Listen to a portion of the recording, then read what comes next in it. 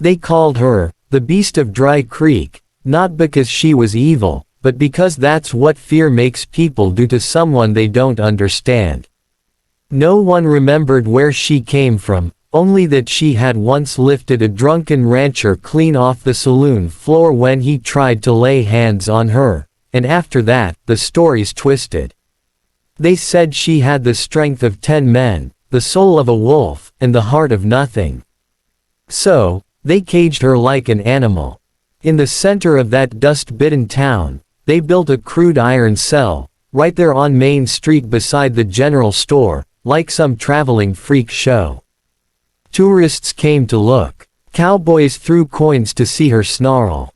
Children dared each other to touch the bars. And she never spoke, not once. Just sat there, shoulders hunched, wild dark hair falling around her face, eyes locked on the horizon like she was waiting for something, or someone.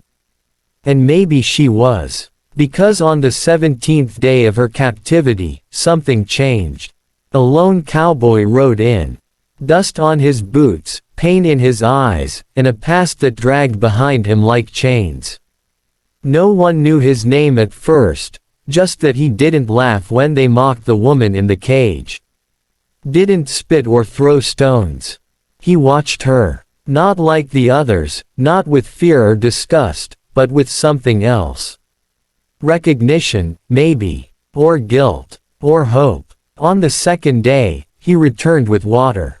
Not the brackish stuff from the trough, but fresh, cool spring water in a clean canteen. She didn't take it, just stared. But the third day, when he brought bread and dried apples, she accepted it without a word. On the fourth day, he sat down beside the cage and began to talk. Not to her, not at first, but about himself. His voice was gravel and regret. Said he'd once fought in a war no one won. Said he'd lost his brother to a lie and buried his wife under a cherry tree. Said he'd done things he couldn't forgive himself for. And then, quiet as a confession, he said he knew what it meant to be treated like a monster when all you wanted was peace. Her hand, bruised, scarred, shaking, touched the bars that day. Just once. Just enough. On the fifth day, he asked the sheriff why she was locked up. The sheriff scoffed and waved a bottle. She's dangerous, he said. She's broken, wild, barely human. But the cowboy just shook his head. No, he said, loud enough for the townsfolk to hear, she's not broken. She's been broken by all of you. That night, they found the sheriff unconscious behind the saloon and the cowboy with bruised knuckles standing guard by the cage. People murmured. Some laughed. Some were angry. But most just watched. Because sometimes the right kind of silence is louder than any speech. On the sixth day, he brought tools. Not to break her out, but to fix the roof of the cage so the rain wouldn't pour on her anymore. He brought a blanket, stitched at the edges with small red thread. Said it was his wife's. That night, she wept. And in the still dark, he whispered, "You don't have to be afraid anymore." By the eighth day, she was speaking. Not much. Just a word here, a whisper there. Her name was Eva. She'd fled a mine where the owner had bought women like livestock. She'd killed a man who tried to claim her, and the town had caged her instead of believing her. The cowboy listened. He didn't interrupt. Didn't offer pity. Just sat with her, night after night, beneath the stars. By the 10th day, the townsfolk began to shift. A mother brought her stew. A child left a drawing of her as a free woman, standing tall beside a horse. And on the 12th day, the mayor demanded she be released, said the town didn't want trouble.